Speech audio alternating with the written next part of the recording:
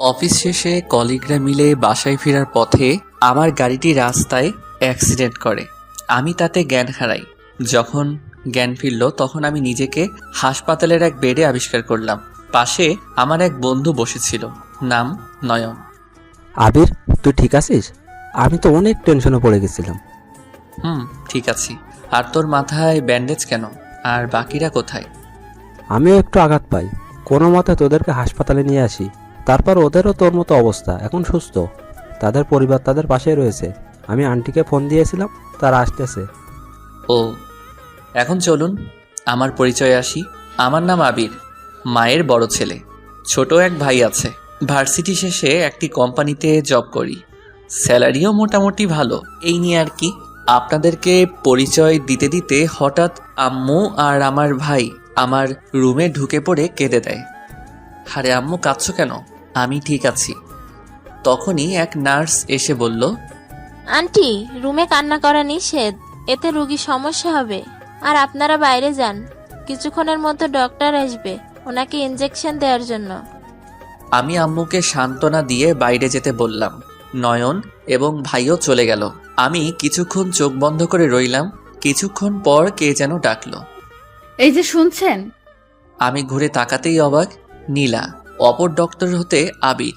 কিছুক্ষণ কোনো কথা বললাম না, আবার আগের মতো স্বাভাবিক হওয়ার চেষ্টা করলাম।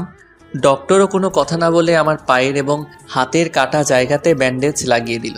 আমি এক দৃষ্টিতে তাকিয়ে রইলাম। আমি অতীতের অভিমান কাটিয়ে বললাম, কেমন আছো নীলা? সে কোনো উত্তর দিল না। আমাকে ইনজেকশন দিয়ে চলে যেতে নিলে আমি তার হাত ধরে বললাম, এখনো কি অভিমান করে থাকবে? সমস্যা কি আপনার? এভাবে কথা বলছেন কেন? আর হাত ছাড়ুন। আমি কিছুক্ষণ নীলার দিকে তাকিয়ে রইলাম, যার হাত ধরে একসঙ্গে কত হাঁটাচলা করেছি, যার হাত দিয়ে কতবার খাবার খেয়েছি।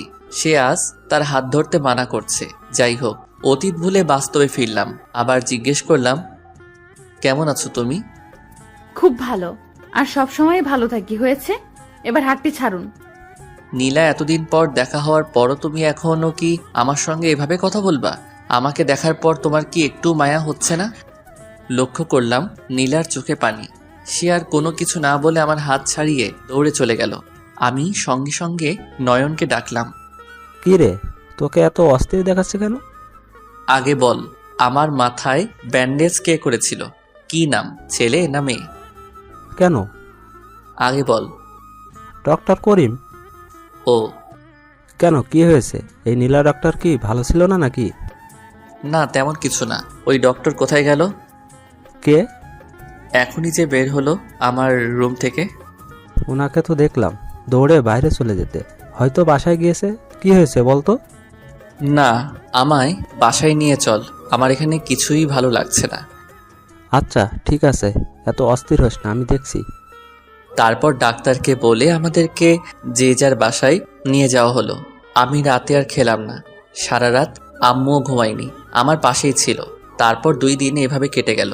2 দিন পর সকাল হওয়ার সঙ্গে সঙ্গে, হ্যালো নয়ন, আমাদের বাসায় চলে আয়। কি বলিস? 10টায় অফিস টাইম। অফিসের জন্য অনেক সময় আছে, আর তাছাড়া আজকে অফিসে যাচ্ছি না। তুই চলে আয়, আমাদের বাসায় তোর সাথে কথা আছে। আমি 3 দিনের ছুটির ফর্ম এবং তোর 1 দিনের ফর্ম জমা দিয়ে দিব। আচ্ছা দাঁড়া, উত্তেজিত হোস না, আসতেছি। নয়ন কিছুক্ষণ পর আসলো। কি হয়েছে বল। না, আমার কিছুই ভালো লাগছে না। বলবি তো কি হয়েছে। আর তুই ওই দিন হাসপাতালে কেমন এমন করছিলি? আসলে নীলা আমার প্রাক্তন প্রেমিকা ছিল রে। কি? কোন নীলা? ডক্টর নীলা। কি বলিস? এই কথা তুই আমাকে আগে বলিসনি কেন? বলে কি হতো বল? ওই দিন হঠাৎ হাসপাতালে দেখা হওয়ার পর আমি নিজেই অবাক। ওর সঙ্গে আমার রাজশাহীতে বিচ্ছেদ হয়, পরে ও চট্টগ্রামে চলে আসে। তুই বিষয়টা খুলে বলতো। শোন তাহলে, গত 1 বছর আগের কথা। তখন রাজশাহীতে থাকতাম। ওখানকার এক ভার্সিটিতে নীলার সঙ্গে আমার পরিচয় হয়। তারপর বন্ধু থেকে গার্লফ্রেন্ড। আমাদের রিলেশনটি টানা 8 মাসের মতো ছিল। সে আমাকে খুব ভালোবাসতো, কিন্তু আমি তাকে সেরকম কোনো ভালোবাসা দেইনি। শুধু সময় কাটানোর জন্য রিলেশন করতাম। আমার জীবনে আরও 2টি মেয়ে ছিল যাদের সঙ্গে আমি রিলেশন করতাম, কিন্তু এই বিষয়টি নীলা জানতো না। পরবর্তীতে সে জানতে পেরে আমাকে কোনো কিছু না বলে ওই শহর থেকে অন্য কোনো শহরে শিফট হয়। বিশ্বাস কর, ও চলে যাওয়ার পর আমি ওকে অনেক মিস করেছি। তখন বুঝতে পারি যে আমি নীলাকে সত্যি ভালোবেসে ফেলেছি। ও চলে যাওয়ার পর ওকে অনেক খুঁজেছি কিন্তু কোথাও পাইনি। পরে ভার্সিটি শেষ করার পর আমার চাকরি চট্টগ্রামে ওকে হলো। তারপর এই পর্যন্ত। গল্পগুলো বলতে বলতে আমি কেঁদে দিয়েছি। লক্ষ্য করলাম নয়নও কেঁদে দিয়েছে। তুই এগুলো আমাকে আগে বলিসনি কেন? দোস্ত, যে করি হোক আমাকে ওকে চাই। ওর জন্য আমি এতদিন বিয়ে করিনি, কিন্তু আজকে দেখার পর থেকে ও আমার সঙ্গে ঠিকমতো কথা পর্যন্ত বলল না। আর ওর যদি বিয়ে হয়ে যায়? খবরদার নয়ন, এই কথা মুখে আনবি না তুই। প্লিজ, তুই যে করে পারিস ওর ঠিকানা আমাকে এনে দে। আচ্ছা ঠিক আছে, তুই শান্ত হ। আমি দেখতেছি ওই হাসপাতালে গিয়ে তার ব্যাপারে কিছু জানতে। ও বলতেই আমি ওকে জড়িয়ে ধরলাম। অপরদিকে নীলা 2 দিন ধরে হাসপাতালে আসে না। 2 দিন রুমে কাটিয়েছে। কি হয়েছে মা? তুই এমন উদাসীন হয়ে কেন বসে আছিস? কিছু কি হয়েছে? বল আমায়। না আম্মু, তেমন কিছু না, শুধু মাথা ব্যথা করছিল এই আর কি। আয়, তোর মাথাটা একটু টিপে দেই। না আম্মু, ঠিক আছে। আমি কোনো কথা শুনছি না, আয়। আচ্ছা দাঁড়াও তাহলে। তোকে একটা কথা বলি, রাগ করবি না তো আবার? না, বলো। তুই আমাকে বল তো, তুই কবে বিয়ে করবি? এই বয়সে তুই একা একটা মেয়ে, আমাকে কি ভালো লাগে বল? অনেক বিয়ের প্রপোজাল আসতেছে, কিন্তু তুই না করে দিচ্ছিস কেন বলতো মা? কথাটি শোনার পর নীলার মনটি আরো খারাপ হয়ে গেল। বারবার এখন তার আমার কথা মনে পড়ছে। তার জন্যই তো সে এতদিন বিয়ে করেনি এবং কাউকে বিয়ে করতেও চায় না। কি হলো, চুপ করে আছিস যে? আম্মু, আসলে আমি বিয়ে করতে চাই না। কি বলছিস এসব? তুই মেয়ে, বিয়ে না করে একা কিভাবে থাকবি বলতো? তুই কি পাগল হয়ে গেছিস? তারপর কিছুক্ষণ চুপ করে থাকার পর, দেখ নীলা, তুই যদি কাউকে ভালোবেসে থাকিস তাহলে আমাকে বল। আর যদি সে তোর জীবনে না থাকে তাহলে তুই কেন একটি ছেলের জন্য জীবন নষ্ট করবি বলতো মা? কারোর জন্য কারোর জীবন থেমে থাকে না।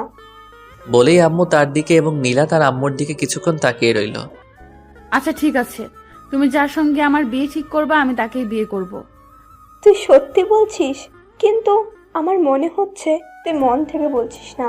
কেউ থাকলে আমাকে বল মা। আম্মু তুমি যাও তো, আমি বলছি ছেলে দেখো। আচ্ছা ঠিক আছে। আম্মু চলে যাওয়ার পর নীলা চোখের কয়েক ফোঁটা পানি ফেলল। নিজের খুশির জন্য না হলেও অন্তত পরিবারের খুশির স্বার্থে বিয়েটা করার জন্য রাজি। অপরদিকে নয়ন হাসপাতালে গিয়ে নীলার সব ডিটেলস এক নার্সকে জিজ্ঞেস করলো।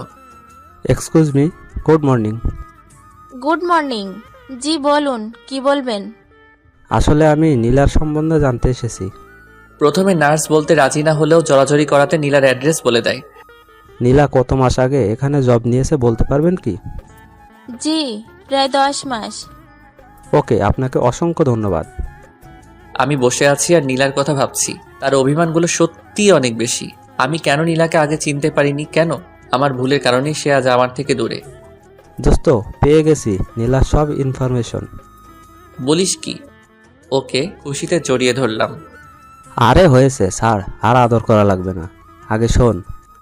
তারপর নয়নের কাছ থেকে নীলার ঠিকানা এবং ও হাসপাতালে কবে জব নিয়েছে সেটা শুনলাম। কিন্তু দোস্ত, আমার একটা খটকা লাগছে। কি আবার? আমি শুনতে ভুলে গেছি যে ওর বিয়ে হয়েছে কি হয়নি। যদি ওর বিয়ে হয়ে যায়? তুই আবার এই কথা বলছিস? আমার বিশ্বাস যে নীলা এখনো বিয়ে করেনি। এখন তাড়াতাড়ি চল, ওদের বাসায় যাই। যেই বলা সেই কাজ। আমি উঠে ফ্রেশ হয়ে খেয়ে সকাল 11টার দিকে রওনা হলাম নীলার বাসার উদ্দেশ্যে। হয়তো ও এই সময় বাসায় নেই, নির্ঘাত হাসপাতালে।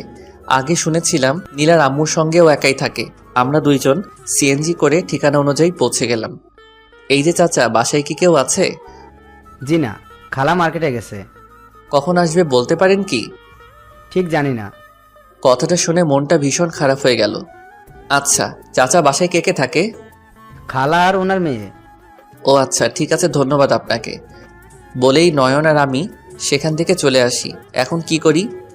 নয়ন চল, হাসপাতালে যাব। দুইজন হাসপাতালে গেলাম। এক নার্সকে ডেকে জিজ্ঞেস করলাম, এই যে নার্স, ডক্টর নীলা কি হাসপাতালে আছে? ডক্টর নীলা রোগী দেখছেন, বের হতে একটু সময় লাগবে, আপনারা বসুন। ওকে। দেখে যদি তোকে ইগনোর করে তাহলে কি করবি? ইগনোর করাটাই স্বাভাবিক। দেখি দেখা করে, কাজ না হলে সোজা নীলার আর কাছে যাব বিকেলের দিকে। আমরা কথা বলতে বলতে নীলা আইসিইউ থেকে বেরিয়ে আসলো। আমাকে দেখা মাত্রই দাঁড়িয়ে কিছুক্ষণ চেয়ে রইল। তারপর হন করে তার কেবিনের দিকে হাঁটা ধরলে আমি তার কেবিনের সামনেই হাতটা ধরে ফেলি। এটা দেখে নয়ন সেখান থেকে চলে যায়। দাঁড়াও নীলা, আমার কিছু কথা আছে তোমার সাথে। আমার হাত ছাড়ুন। না, ছাড়বো না, আগে আমার কথা শুনতে হবে। আমার হাত ছাড়ুন বলছি, না হলে খারাপ হয়ে যাবে কিন্তু। আমি আপনার কোনো কথা শুনতে চাই না। না, তোমাকে শুনতে হবে। আমি যে তোমাকে এখনো ভালোবাসি নীলা।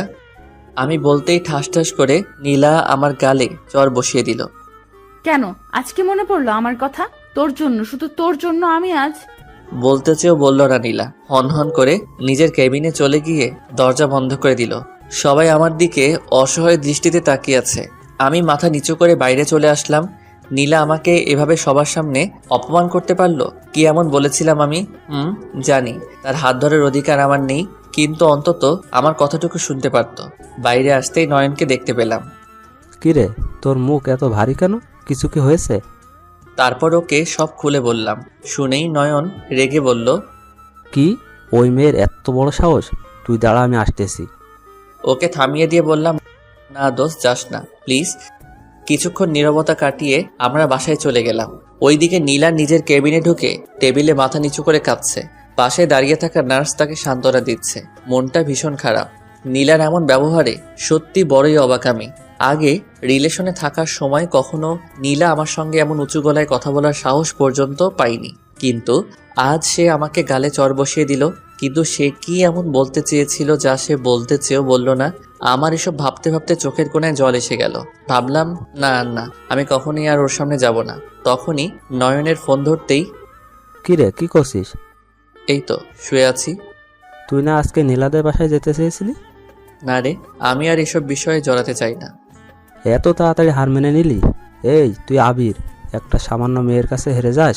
বন্ধু, নিজের মাঝে বিশ্বাস রাখতে শেখ, বুঝলি? তুই যদি একবার নীলাকে হারিয়ে ফেলিস তাহলে সে সারা জীবনের জন্য অন্য কারো হয়ে যাবে। জীবন একটাই, বুঝলি? নয়নের এসব কথা শুনে নিজের প্রতি একটা ফিলিংস পাচ্ছি এখন। নয়ন বলে উঠল, আর তাছাড়া আমি কিছুক্ষণ আগে তার এক কলিংয়ের মাঝে জানতে পারলাম যে নীলার এখনো বিয়ে হয়নি এবং তোকে গালে চড় মারার পর তার কেবিনে গিয়ে কান্না করেছিল। এই কথা শোনার পর আমি লাফিয়ে উঠি। তুই কিভাবে জানলি? ওখানে পরে আবার গিয়েছিলাম, নার্সের কাছ থেকে এসব জানতে পারি। নয়ন, তুই রেডি হয়ে বাইরে আয়, আমরা তাদের বাসায় যাব তার আম্মুর সঙ্গে কথা বলতে। যেই ভাবা সেই কাজ। গাড়ি করে বেরিয়ে পড়লাম। তাদের বাসার দারোয়ান দরজা খুলে দিল। তাদের বাসার মেইন দরজায় বেল বাজাতেই এক মুরব্বি এসে দরজা খুলে দিলেন। বুঝলাম এটাই নীলার আম্মু, অর্থাৎ আমার ভবিষ্যৎ শাশুড়ি। দেখেই আমরা সালাম দিলাম। আসসালামু আলাইকুম আন্টি। ওয়ালাইকুম আসসালাম। তোমরা কে বাবা? আন্টি, আমরা নীলার কলেজের ফ্রেন্ড। নীলা কি বাসায় আছে? ও আচ্ছা, না নীলা বাসায় নেই। আন্টি, আসলে আপনাকে একটি কথা বলার ছিল। বাইরে দাঁড়িয়ে আছো কেন? আসো, ভেতরে আসো। তোমরা বসো, আমি চা বানিয়ে আনছি। না আন্টি, থাক, আমরা চা খাবো না। আসলে আপনাকে খুব গুরুত্বপূর্ণ একটি কথা বলার ছিল, কিন্তু কথাটা কিভাবে যে বলি। আরে সমস্যা নেই, তোমরা নির্দ্বিধায় বলতে পারো। আসলে আন্টি, আমি নীলাকে ভালোবাসি। কথাটা বলতেই, কি বলছো কি?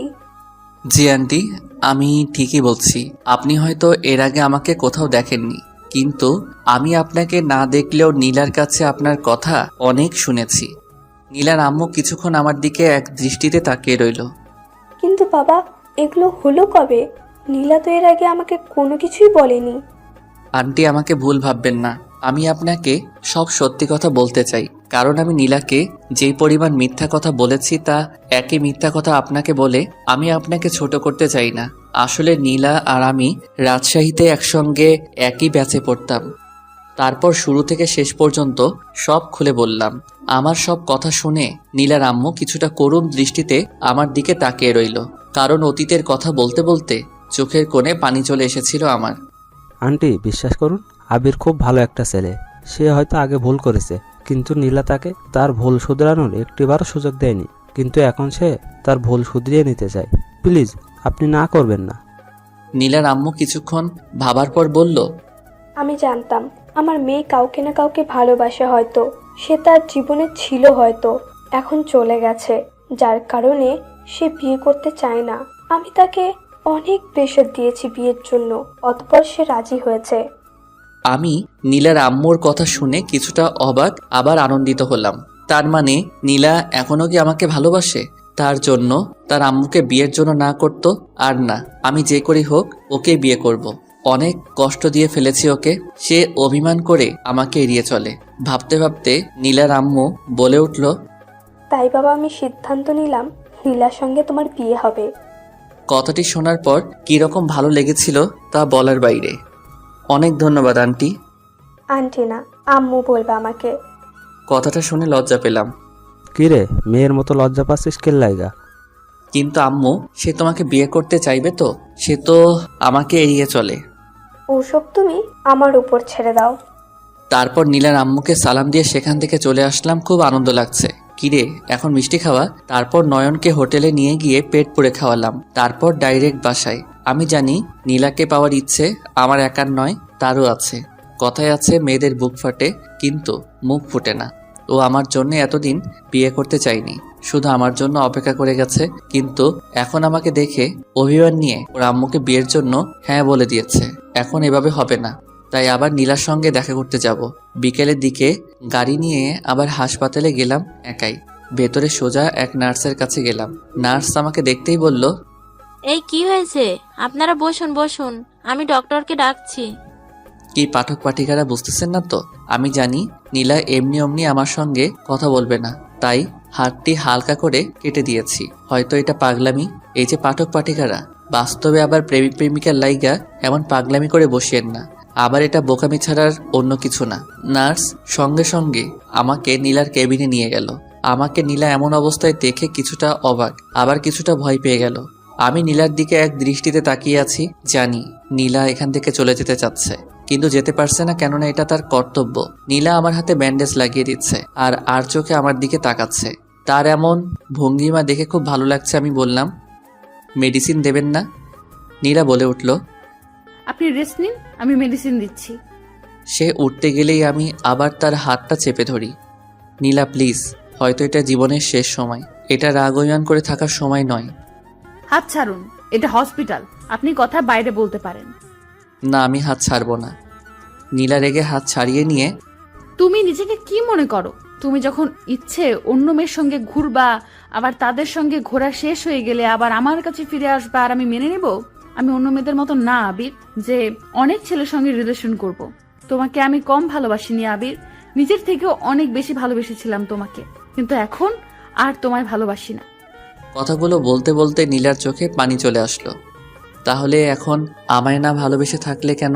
আজ পর্যন্ত বিয়ে করনি কেন? আমাকে দেখে দূরে সরে যাও। তুমি আমাকে না ভালোবেসে থাকলে কখনো আমার উপর অভিমান করে থাকতে না। আমার কথাগুলো শোনার পর নীলা কিছুক্ষণের জন্য চুপ করে রইল। নীলা, এমন কি তুমি আমার ভুল শুধরিয়ে নেওয়ার একটা চান্সও দাও নাই? বিশ্বাস করো, তুমি না বলে চলে আসার পর থেকে আমি তোমাকে অনেকবার খুঁজেছি, কিন্তু কোথাও খুঁজে পাইনি। লক্ষ্য করলাম নীলার চোখে পানি। শোনেন, আমার আম্মুকে আমি বিয়ের জন্য হ্যাঁ বলে দিয়েছি, আর প্লিজ আমাকে ডিস্টার্ব করবেন না। নীলা আর কোনো কিছু না বলে ওষুধ দিয়ে কেবিন থেকে বেরিয়ে গেল। তুমি যতই বলো আমাকে ভালোবাসো না, কিন্তু মনে মনে তুমিও আমাকে চাও। বিয়ে তো তোমার আমার সঙ্গেই হবে। হ্যাঁ, আমার মনটা খারাপ, আবার কিছুটা খুশি লাগছে, কিন্তু আরও আনন্দ অনুভব করতাম যখন নীলা আমাকে নিজে মেনে নিত। তারপর আমি হাসপাতাল থেকে বাসায় চলে আসি। ওদিকে নীলা হাসপাতাল থেকে সোজা তার বাসায় চলে যায়। কি রে, কখন আসলি? এই তো এই মাত্র। বলেই নীলা রুমে চলে গেল। নীলার আম্মু তার পিছু তার রুমে গিয়ে, কি রে মা, কিছু কি হয়েছে? তোকে এমন দেখাচ্ছে কেন? মনে হচ্ছে কিছুক্ষণ আগে কান্না করেছিস। না আম্মু, কিছু না, ও এমনি আসার সময় চোখে বালি পড়েছিল, তাই হয়তো মনে হচ্ছে তোমার। আমার কাছ থেকেও কি সব লুকাবি মা? সব খুলে বল আমাকে, কি হয়েছে? বলছি তো আম্মু, কিছু হয়নি। আচ্ছা ঠিক আছে, তুই ফ্রেশ হয়ে নে, আমি খাবার দিচ্ছি। আর তোর সঙ্গে কথা ছিল তোর বিয়ে নিয়ে। একথা শোনার পর নীলার মনটি আবার খারাপ হয়ে গেল। তারপর নীলা ফ্রেশ হয়ে খাবার খাওয়া হয়ে গেলে নীলার আম্মু বলল, মা, আমি তোর বিয়ের জন্য একটা ছেলেকে দেখেছি। ছেলে প্রাইভেট জব করে, তার পরিবারে তার মা আছে। কালকে ছেলের মা তোকে দেখতে আসবে। আর সব থেকে বড় কথা, ছেলেটা তোর সমবয়সী ছেলে। কথাগুলো শুনে নীলার চোখে পানি চলে আসলো। নীলার আম্মু কিছুটা বুঝতে পারলো, কিন্তু কিছু বলল না। এই নে, দেখ ছেলের ছবি। ছেলে দেখতে কেমন? না মা, আমি দেখবো না। তোমার ছেলে পছন্দ হয়েছে, এটাই অনেক। আমি এ বিয়েতে রাজি। কথাটা বলেই নীলা দৌড়ে নিজের রুমে চলে গেল। অপর দিকে আমি শুয়ে শুয়ে ভাবছি, আজকে থেকে অফিসের ছুটি শেষ, আগামীকাল থেকে আবার অফিসে যেতে হবে। চাকরি জীবনটা না বড়ই অদ্ভুত, কোনো স্বাধীনতা নেই। আবার জীবনের শুরু থেকে পড়াশোনা, তারপর ইন্টার, অনার্স, মাস্টার্স পড়াশোনা শেষ করি, আবার চাকরি খোঁজা, চাকরি পাওয়ার পর ব্যস্ততা, এর মাঝেই ভালোবাসার মানুষটিকে সময় দেওয়া। কতই না কষ্ট এই জীবনে। ছেলেদের জীবনটা যুদ্ধের থেকে কি আর কম? নীলা যদি আমার এগুলো বুঝতো তাহলে কখনোই আমাকে এড়িয়ে চলতো না। শুধু নীলা কেন, যে কেউ তার ভালোবাসার মানুষটাকে ভালোবেসে কাছে থাকতো। এসব ভাবতে ভাবতে ঘুমিয়ে গেলাম। সকাল হতেই নয়নের ফোন। হ্যালো, কি হয়েছে বলো? আজকে অফিস আছে, মনে আছে তো? হ্যাঁ মনে আছে বলেই ফোনটা কেটে দিলাম। আবার কে যেন ফোন করলো। ফোনটা হাতে নিয়ে দেখি আননোন নাম্বার। ফোন রিসিভ করতেই, হ্যালো আবির, আমি নীলার আম্মু বলছি। কথাটা শোনার পর লাফ দিয়ে বসে পড়লাম। আসসালামু আলাইকুম আন্টি, কেমন আছেন? ওয়ালাইকুম আসসালাম। আলহামদুলিল্লাহ ভালো আছি, কিন্তু আমি তোমাকে কি বলে ডাকতে বলেছিলাম তা ভুলে গেলে কি? সরি হবু শাশুড়ি আম্মু, আমি ভুলে গেছিলাম। মনে থাকে যেন। আর তোমাকে একটি সুখবর দিতে চাই। সুখবরের কথা শুনে কেন জানি নাচ দিতে ইচ্ছে করছে। যাক, আগে শুনি তারপর। জি শাশুড়ি আম্মু বলুন। নীলা বিয়ের জন্য রাজি হয়েছে, কিন্তু বাবা ও ছবি দেখলো না। আমার ছবি আপনি কোথায় পেলেন? আমি জানি নীলা ছবি দেখবে না, তাই অন্য একটা চিঠির মতো কাগজ দেখিয়েছিলাম, যার ভেতরে কোনো ছবিই ছিল না। যদি সে পরে বুঝতে না পারে যে আমি সব জেনে বিয়ে দিচ্ছি।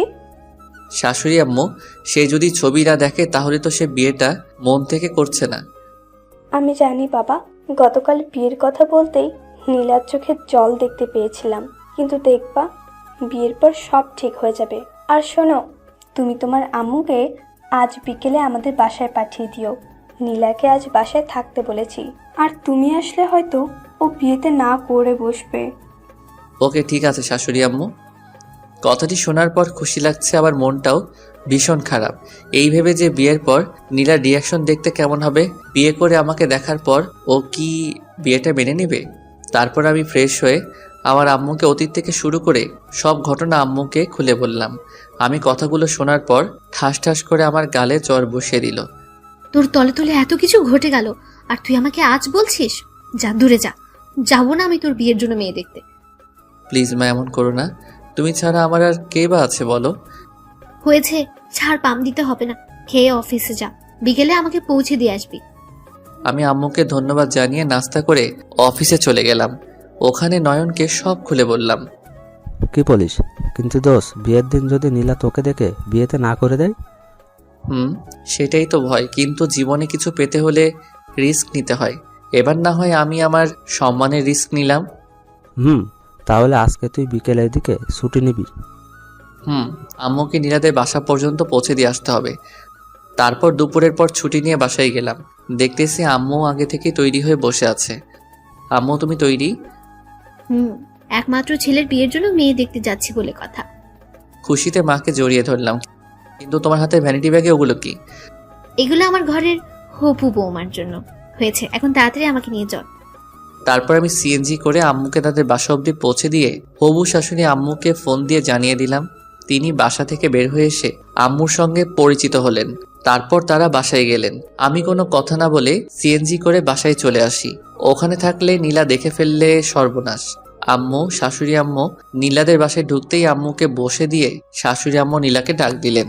নীলা আজ শাড়ি পরেছে, হাতে নাস্তার ক্যাপটি নিয়ে আম্মুর সামনে আসতেই, বাহ, আপনাদের মেয়ে তো দেখছি বেশ সুন্দরী।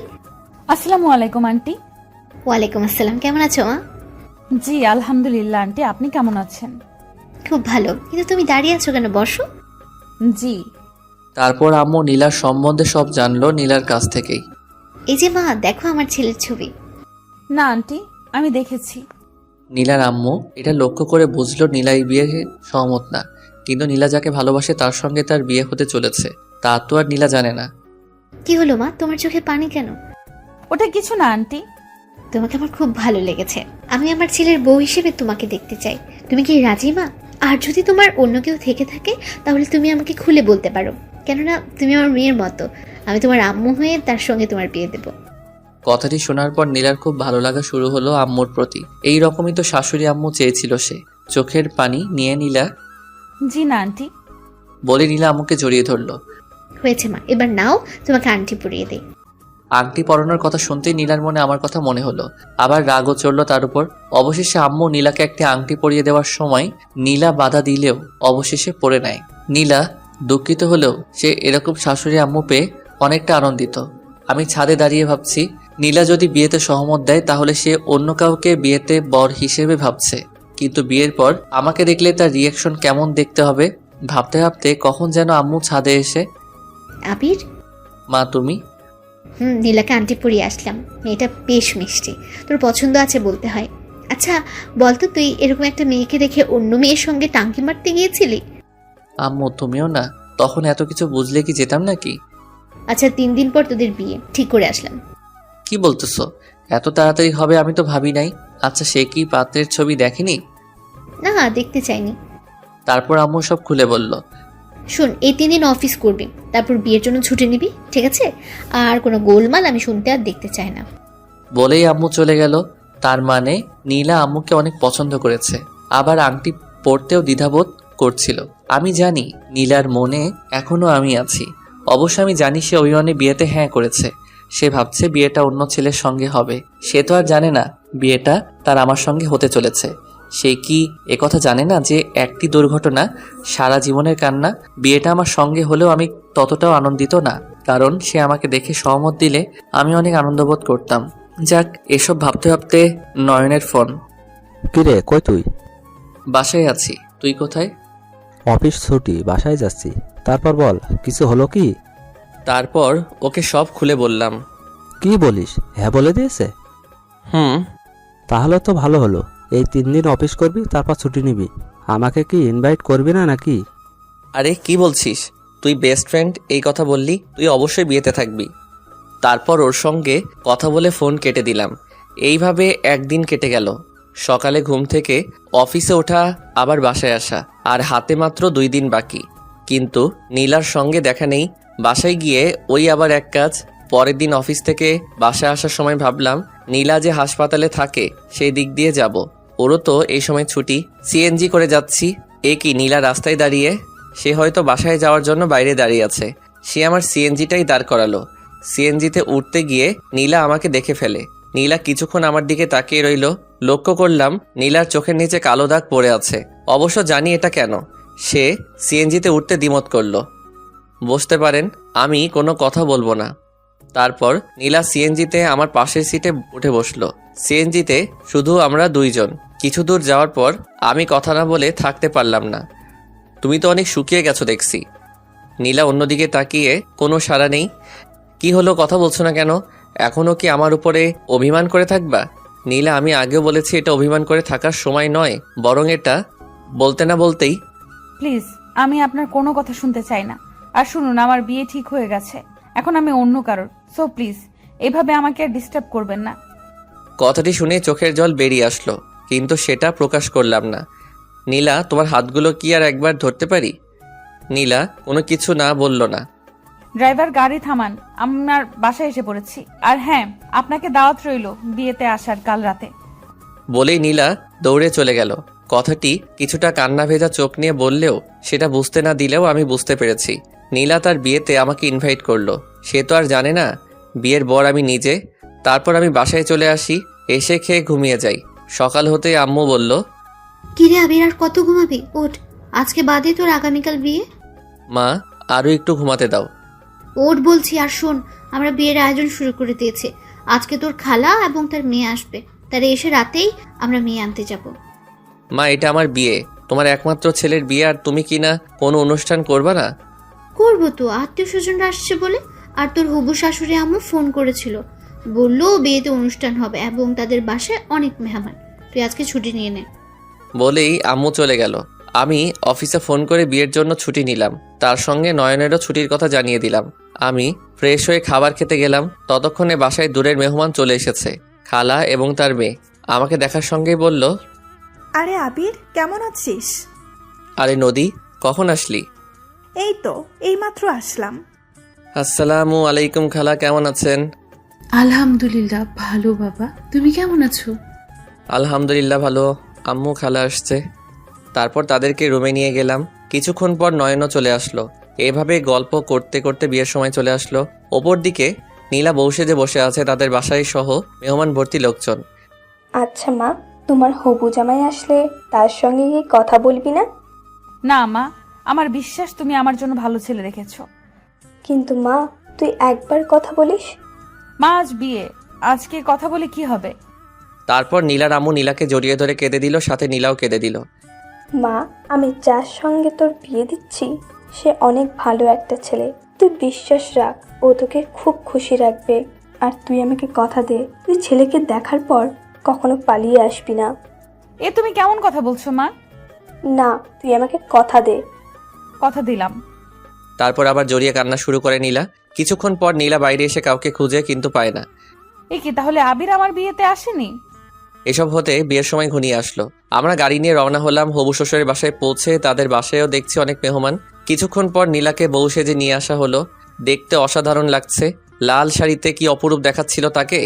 নীলাকে আমার কাছেই বসানো হলো। তারপর বিয়ের সব রীতিনীতি মেনে আমাদের বিয়েটা সম্পন্ন করা হলো। কিন্তু নীলা আমার দিকে একবারও তাকায়নি। নীলাকে নিয়ে আসার সময় সে তার আম্মুকে জড়িয়ে ধরে অনেকবার কেঁদেছে। নীলাকে নিয়ে গাড়িতে বসে আছি, জানালার ওপার হয়ে সে শুধু কেঁদেই চলেছে। আমি তার দিকে টিস্যুর বক্সটা এগিয়ে দিলাম। এভাবে বাসায় চলে আসলাম। আজ আমার বাসর রাত খুব অদ্ভুত লাগছে। আমার বিয়েটা এভাবে হবে আমি স্বপ্নেও ভাবিনি। বাস্তবে ভাবা তো দূরে থাক, আরও ভালো লাগতো যদি নীলা ইচ্ছায় আমাকে বিয়ে করত। কিন্তু কি আজব তার বিয়ে, অথচ সে আমার উপর অভিমান করে তার হবু বরকে দেখল না। কি রে, তুই ছাদে কি করিস? আরে নয়ন, তুই ঘুমাসনি? না, ঘুমাতে যাচ্ছিলাম। আর তুই এইখানে কি করিস? তাড়াতাড়ি রুমে যা, গিয়ে ভাবির মিষ্টি মুখটা দেখবি না? আমার তো ভয় লাগছে রে, সে আমাকে দেখার পর কি যে করে বসবে কে জানে। আরে ভয় পাস কেন, কিছু হবে না, তুই ভেতরে যা। আর হ্যাঁ, সময় হলে ভাবির সঙ্গে আমার পরিচয় করিয়ে দিবি। বলতেই আমি ওকে জড়িয়ে ধরলাম। অনেক ধন্যবাদ বন্ধু, তুই আমাকে সাহায্য করেছিস। এসব বলে কি তুই এখন আমার লজ্জা দিবি? আরে কি বলিস? তাহলে তাড়াতাড়ি যা, না হলে রাত শেষ হয়ে সকাল হবে। তারপর আমি রুমের দরজার কাছে আসতেই ভয় লাগতে শুরু করলো। কেমন হবে নীলার রিয়াকশন ভাবতেই ভয় লাগছে। রুমের ভেতরে ঢুকলাম। নীলা খাটের উপরে ভদ্র মেয়ের মতো মাথার ঘোমটা দিয়ে বসে আছে। রুমের দরজা লাগিয়ে দিয়ে তার কাছে যেতেই হঠাৎ নীলা বলে উঠল, প্লিজ আমার কাছে আসবেন না। আমি এই বিয়েটা করতে চাইনি, কিন্তু বিশ্বাস করুন আমি একজনকে ভালোবাসতাম, তাই রাগে অভিমানে আপনাকে বিয়ে করেছি। আর এখন তাকে আমি ভালোবাসি। প্লিজ আমাকে ভুল বুঝবেন না। আপনি যা যা বলবেন আমি তাই তাই করব, কিন্তু আমার কাছে আসবেন না। আমার নিজেকে মানিয়ে নিতে কিছুটা সময় লাগবে। আমি নীলার কথা শুনে থ হয়ে দাঁড়িয়ে রইলাম। আমি জানতাম নীলা এখনো আমায় ভালোবাসে, এটা ভাবতেই চোখে পানি চলে আসলো। কিন্তু না, আজ কাঁদলে চলবে না। কিন্তু সে এটা কি বলল? সে এখনো আমাকে ভালোবাসে? আবার এই সংসার করার জন্য সে কিছুটা সময় চাচ্ছে নিজেকে বদলে নেওয়ার। নীলা আমার উপর এতটা অভিমান করে আছে, সে বাধ্য হয়ে অন্যের সঙ্গে সংসার করতেও রাজি। আমার কোনো উত্তর না পেয়ে আপনি কোনো কথা বলছেন না কেন? আমি কোনো কিছু না বলে খাটে গিয়ে বসলাম। ঠিক আছে, আমি আপনাকে স্পর্শ করব না, আপনি আপনার ঘোমটাটা সরান। আমার গলার আওয়াজ চিনতে পেরেই সঙ্গে সঙ্গে ঘোমটা সরিয়ে নীলা কিছুক্ষণ আমার দিকে অবাক দৃষ্টিতে তাকিয়ে রইল। কি হলো নীলা, এইভাবে কি দেখছো? আমাকে চিনতে পারোনি? না, এটা বিশ্বাস হচ্ছে না যে আমি এখানে কি করছি। আমি তোমাকে বিয়ে করেছি, তোমার আম্মুকে আমাদের সব কথা খুলে বলেছিলাম। তারপর তিনি বিয়েতে রাজি হন। নীলার দিকে তাকাতেই তার চোখে পানি দেখলাম, বুঝলাম সে প্রচুর রেগে আছে। নীলা আমাকে কোনো কিছু না বলে বিছানা থেকে নেমে সোজা দরজার দিকে হাঁটা ধরলো। আমি তার হাত ধরে, কোথায় যাচ্ছ নীলা? হাত ছাড়ুন, না হলে ভালো হবে না। কিন্তু আপনার মতো প্রতারকের সঙ্গে আমার সংসার করার কোনো ইচ্ছে নেই। হাত ছাড়ুন বলছি। নীলা কি বলে এসব? বাড়ি ভর্তি মেহমান, তুমি এভাবে গেলে মানুষ কি ভাববে? নীলা এক ঝটকায় আমার হাতটি ছাড়িয়ে নিল। আপনার মতো একজন প্লে বয় প্রতারকের কাছে আমি থাকতে চাই না। আপনি একজন প্রতারক। আগে তো মানুষের মন নিয়ে খেলেছেন, আর এখন প্রতারণা করছেন। আপনার মতো বেহায়া লোক আমি আমার জীবনেও দেখিনি। নীলার এই কথাগুলো শুনে আর রাগটাকে কন্ট্রোল করে রাখতে পারলাম না। সঙ্গে সঙ্গে ঠাস ঠাস করে গালে 2টা চড় বসিয়ে দিলাম। নীলা তাল সামলাতে না পেরে মেঝেতে পড়ে গেল। মেঝেতে বসে থেকে গালে হাত দিয়ে আমার দিকে তাকিয়ে রইল। তারপর আমি তাকে হাত ধরে দাঁড়া করালাম। রাগে আমার চোখগুলো লাল হয়ে গেছে। নীলা এতে অনেকটা ভয় আছে বুঝতেছি। দাঁড়া হয়ে গেলে গালে হাত দিয়ে এখনো আমার দিকে কান্না মুখ নিয়ে তাকিয়ে আছে। এই বল, আমি কি ভুল করেছি? কোথায় প্রতারণা করেছি বল? আমি তোকে কোথায় ঠকিয়েছি? হ্যাঁ, আমি আগে প্লে বয় ছিলাম, তা আমি স্বীকার করছি। তোর মন নিয়ে খেলা করেছি, তাও আমি স্বীকার করছি। কিন্তু তার জন্য আমি তোর কাছে অনেকবার ক্ষমা চাইতে এসেছি, কিন্তু তুই করেছিস ক্ষমা? পরে আমি আমার ভুল বুঝতে পেরে তোকে পাগলের মতো খুঁজে বেড়াই, কিন্তু না, কোথাও খুঁজে পাইনি। তুই চলে আসার পর থেকে বুঝতে পারি যে আসলে আমি তোকে কতটা ভালোবাসি। তুই আমার ভুল শুধরানোর কি একটা সুযোগ দিয়েছিলি? কথাটা জোরে বললাম।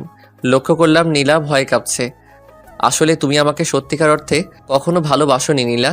তুমি যদি আমাকে সত্যিকার অর্থে ভালোবাসতে, কখনো আমাকে ছেড়ে অন্য কাউকে বিয়ে করা তো দূরের থাক, চিন্তাও করতে না। লক্ষ্য করলাম নীলা আমার কথা শুনে ফুপিয়ে ফুপিয়ে কাঁদছে। এখন কাঁদছো কেন? আমার এমন রুড ব্যবহার দেখে, না নিজের ভুল বুঝতে পেরে? বলো।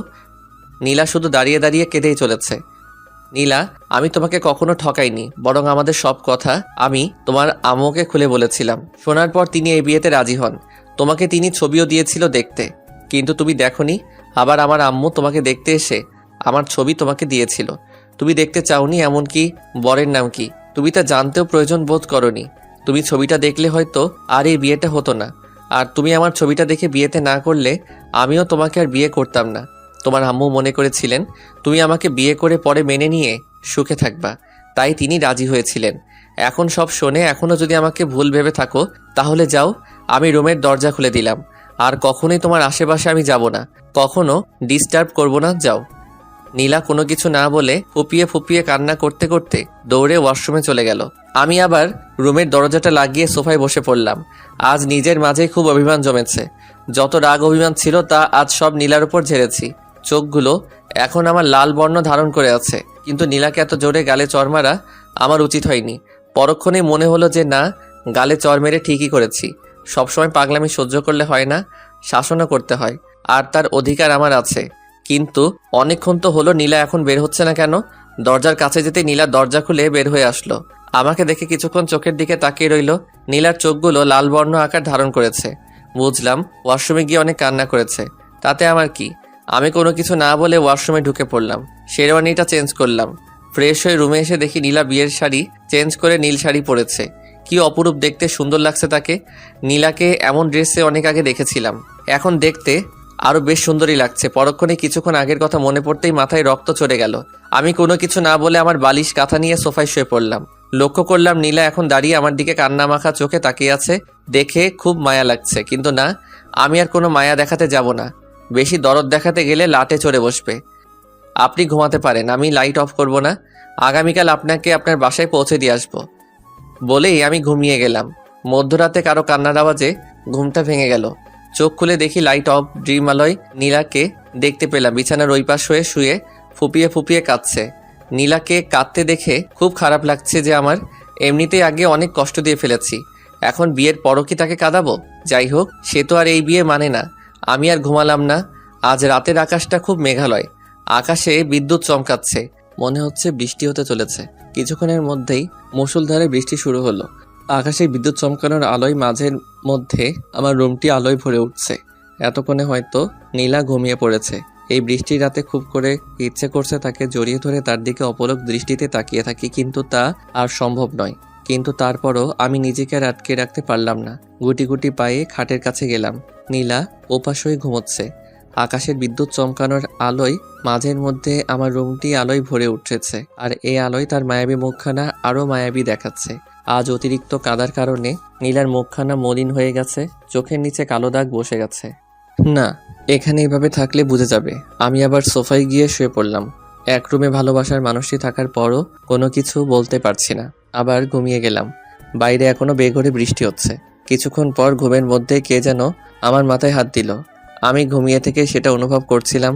চোখ মেলে তাকাতেই কাউকে দেখলাম না। নীলাকে খাটে দেখলাম শুয়ে থাকতে। এভাবে সকাল হয়ে গেল। ভোর কখন হয়েছে তা আমি বুঝতে পারিনি। দরজায় কে যেন কড়া নাড়ছে। ওই শব্দে ঘুমটা ভেঙে গেল। উঠে দেখি নীলা খাটে নেই। আমি দরজা খুলে দিলাম। কি ভাইয়া, ঘুম থেকে উঠতে ইচ্ছে করছে না বুঝি? ও তুই? আরে না, কেবল তো ভোর হলো। আচ্ছা, ফ্রেশ হয়ে নিচে আসো। আমি ওকে হ্যাঁ বলে দরজাটা লাগিয়ে দিলাম। দরজা লাগিয়ে দিতেই ওয়াশরুম থেকে নীলা বের হয়ে আসলো। আমি দেখেই টাসকি খেয়ে গেলাম। মনে হয় গোসল করেছে। নীলা বের হয়ে আমার দিকে তাকিয়ে রইল। আমি কোনো কিছু না বলে টাওয়েল ব্রাশ নিয়ে ওয়াশরুমের দিকে যেতেই নীলা আমাকে পেছন থেকে জড়িয়ে ধরলো। প্লিজ তুমি আমাকে ক্ষমা করে দাও আবির, আমি অনেক ভুল করেছি। এই করছেন কি, ছাড়ুন। আপনি চিন্তা করবেন না, আজকে আপনাকে আপনার বাসায় দিয়ে আসবো। প্লিজ ক্ষমা করে দাও, আমি সত্যি কখনোই এমন আচরণ করব না। আমি তোমাকে ভুল বোঝার জন্য সরি। আমি কোনো কিছু না বলে সোজা ওয়াশরুমে চলে গেলাম। না আর ভালো লাগছে না। ফ্রেশ হয়ে বের হয়ে দেখি নীলা একদম দরজার সামনে দাঁড়িয়ে। আমি কোনো কিছু না বলে নিচে চলে গেলাম। সেও আমার পিছু পিছু নিচে আসলো। আরে মা, আসো আসো। তারপর সকালের নাস্তা করলাম। আম্মু আমাকে ইশারা দিয়ে বলছে কি হয়েছে। আমি তেমন গুরুত্ব না দিয়ে খেয়ে ছাদে চলে আসি। কিছুক্ষণ পর আম্মু আসলো। কি হয়েছে বলতো? নীলা তোকে দেখে কোনো কিছু বললো না কেন? তারপর আমি সব ঘটনা আম্মুকে খুলে বলি। তার মানে সে তার ভুল বুঝতে পেরেছে। তো আর কি লাগে বাবা, তুই ক্ষমা করে দে। আমি আম্মুর কথা শুনে চুপ করে আছি। যেহেতু নীলাকে আগে অনেক কষ্ট দিয়েছি, তাই আর কষ্ট দিতে চাই না ওকে। তারপর আমি আর আম্মু বাসায় চলে আসি। ড্রয়িং রুমে দেখি নীলা আর নদী বসে গল্প করছে। আমি সোজা আমার রুমে চলে আসলাম। আমার পিছু পিছু নীলাও আসলো। আমি বসে আছি, নীলা রুমে এসে দরজায় দাঁড়িয়ে আমাকে দেখে আছে। এই কথা বলছো কেন আবির? এবার কিন্তু বাড়াবাড়ি হয়ে যাচ্ছে। যান, তৈরি হয়ে নেন, আপনাকে আপনার বাসায় ছেড়ে দিয়ে আসি। আমি কি একবারও বলেছি যে বাসায় যাব? চুপ। বলো। বলে নীলা আমার কাছে এসে আমাকে জড়িয়ে ধরলো। এই করছেন কি, ছাড়ুন। না, আমি ছাড়ছি না। বলেই আমি তাকে ছাড়িয়ে নিলাম। নীলা কোনো কিছু বলেই একটা ফল কাটা নাইফ হাতে নিয়ে, এই যে মিস্টার, আমার অধিকার আছে আপনার প্রতি। আপনি কি আমার অধিকার খাটাতে দেবেন, না দিব আমার হাত চালিয়ে? আমি কিছুটা ঘাবড়ে যাই। এই কি করছেন? কি দিন, নাইফটা দিন, হাত কেটে যাবে। জি, হাত কাটার জন্যই নিয়েছি। আমি কোনো কিছু না বলে তার থেকে নাইফটা কেড়ে নিতেই আমার হাতটি কাটা যায়। আমার হাতটি কেটে যাওয়া দেখে নীলা ভয় কেঁদে দেয়। নীলা দৌড়ে তার ফার্স্ট এইড বক্সটা নিয়ে আসে। আহ, খুব লেগেছে না? আমি তার দিকে তাকিয়ে আছি। কি অসহায়ের মতো নীলা আমায় ভালোবাসে আর আমি। নীলার কান্না শুনে আম্মু রুমে চলে আসে। কিরে, কি করে হাত কাটলো? তারপর নীলা সব খুলে বলে। এ ঘটনার পর রাতে শাশুড়ি আম্মু খালা বসে অনেক কথা শুনিয়েছে নীলাকে। পরে আমাদের এসব নিয়ে মীমাংসা করে সব ঠিক হয়ে যায়। কি এবার ক্ষমা করেছে তো? কিন্তু আমাকে গালে চড়মারা সুদে আশ্রয় নেব। আজকে রাতে বুঝবা খেলা কাকে বলে। দেখবো তো কত পারো। আচ্ছা, কয়টা বাবু নিবে বলো? আমার তো মনে হচ্ছে তুমি কেঁদে দিবা। কথাটা শুনতে নীলা হেসে দিল। তাই নাকি? দেখি কেমন কে কাকে কাঁদায়। কথাটা শুনে দুইজনই হেসে দিলাম। বলেই নীলাকে জড়িয়ে ধরে খাটে শুয়ে বাকিটা ইতিহাস। এখনো শুনবেন নাকি?